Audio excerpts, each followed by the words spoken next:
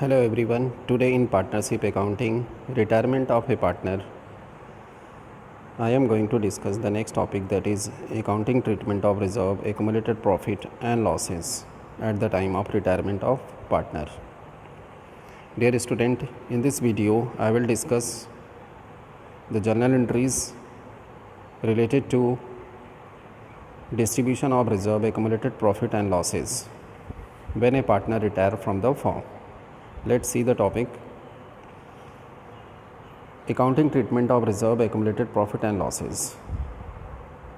In old balance sheet, or you can say the question having balance sheet, in that balance sheet reserve and accumulated profit are basically given in the liability side. If loss is there, that loss is given in the asset side of the balance sheet, and these all profit, reserve or losses are distributed among all the partners, or you can say old partners, in their old profit sharing ratio. The entry which is passed for profit or loss distribution at the time of retirement, that is as follows. The transfer of reserve and accumulated profit that is given in the liability side of balance sheet is divided among all the partners in their old ratio. The entry will be reserve or reserve fund और general reserve account debit. Reserve for contingencies इस नाम से भी दिया जा सकता है question में. रिजर्व फॉर कंटीजेंसीज डेबिट करेंगे उसको. प्रॉफिट एंड लॉस अकाउंट का क्रेडिट बैलेंस या एक्यूमुलेटेड प्रॉफिट दिया रहेगा, that is also debit.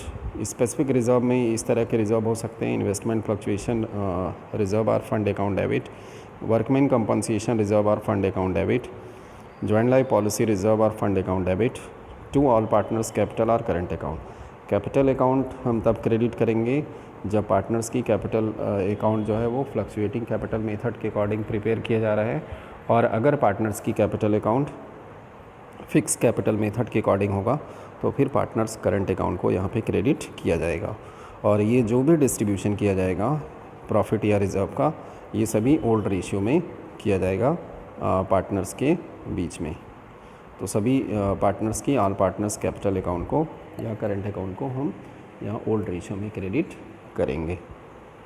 Next, loss के लिए जो एंट्री किया जाएगा, लॉस का जब ट्रांसफ़र करेंगे पार्टनर्स कैपिटल अकाउंट में तो ये बैलेंस शीट में आपको एसेट साइड में दिया रहेगा. इसके लिए जो एंट्री करेंगे, ऑल पार्टनर्स कैपिटल और करंट अकाउंट को डेबिट किया जाएगा, और ये सभी डेबिट जो होंगे वो ओल्ड रेशियो में किया जाएगा. क्रेडिट करेंगे to profit and loss account और accumulated loss, loss in business, deferred revenue expenditure, preliminary expenses account, to miscellaneous expenditure account, to advertisement suspense account. ये बहुत ही इंपॉर्टेंट है. एडवर्टीजमेंट सस्पेंस अकाउंट ज़्यादातर क्वेश्चन में रिटायरमेंट में दिया रहता है बैलेंस शीट के एसेट साइड में.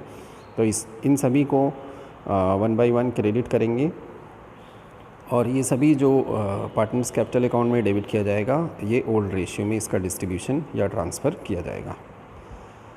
नेक्स्ट अब आते हैं इसके ऊपर एक क्वेश्चन देखते हैं. क्वेश्चन जैसे दिया गया,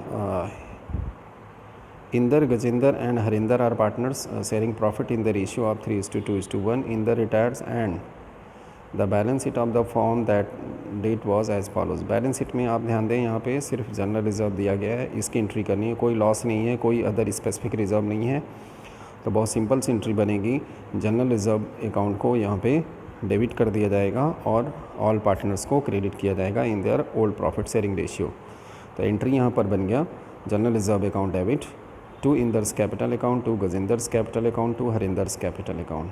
और ये ओल्ड रेशियो इनकी है 3:2:1. इसमें डिवाइड किया 45,000, 30,000 and 15,000. This is the way of passing general entry for the transfer of general reserve. Next एक और क्वेश्चन यहाँ पे देखते हैं. XYZ are partners in a firm sharing profit and losses in the ratio of 3:2:1. Z retire from the firm on 1st April 2020. On the date of Z's retirement, following balances appear in the books of the firm. General reserve 90,000, profit and loss debit balance. Debit balance का मतलब होता है यहाँ loss 15,000, employees provident fund 1,20,000. ये एक external liabilities है, इसका distribution या ट्रांसफ़र पार्टनर्स कैपिटल अकाउंट में नहीं होगा क्योंकि ये एम्प्लॉयज़ का है. इसके बाद आता है workman compensation reserve 12,000, which was no more required है, इसका मतलब है कि इसको हम पार्टनर्स कैपिटल अकाउंट में ट्रांसफ़र करेंगे। Pass journal entry for the adjustment of these items on Jet's retirement. Now see the entry.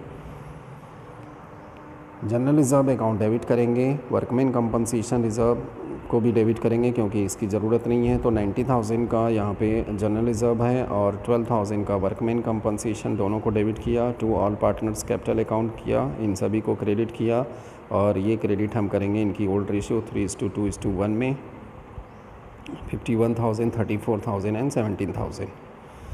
इस तरीके से हम जनरल रिज़र्व और वर्कमैन कंपनसेशन रिज़र्व को पार्टनर्स कैपिटल अकाउंट में ट्रांसफ़र करेंगे। इसके बाद फिर जो लॉस दिया गया है, लॉस है यहाँ पर 15,000 का। इस 15,000 के लॉस को यहाँ पे पार्टनर्स कैपिटल अकाउंट में डेबिट करेंगे। तो X capital account debit, Y's capital account debit, जेड्स capital account debit, to profit and loss account 7,500, 5,000 and 2,500, total 15,000 यहाँ पर क्रेडिट करेंगे।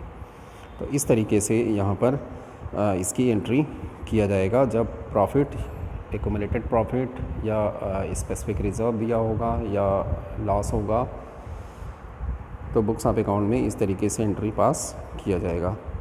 अब यहाँ पे बात करते हैं, अगर इस रिज़र्व को के डिस्ट्रीब्यूशन को पार्टनर्स कैपिटल अकाउंट में ट्रांसफ़र करना है तो जो कोई भी रिज़र्व या प्रॉफिट होगा उन सभी को पार्टनर्स कैपिटल अकाउंट के क्रेडिट साइड में ट्रांसफ़र करेंगे और अगर कोई लॉस होगा तो उसको पार्टनर्स कैपिटल अकाउंट के डेबिट साइड में ट्रांसफ़र करेंगे। आई होप आप सभी को accumulated profit, reserve and losses का accounting treatment at the time of retirement समझ आया होगा।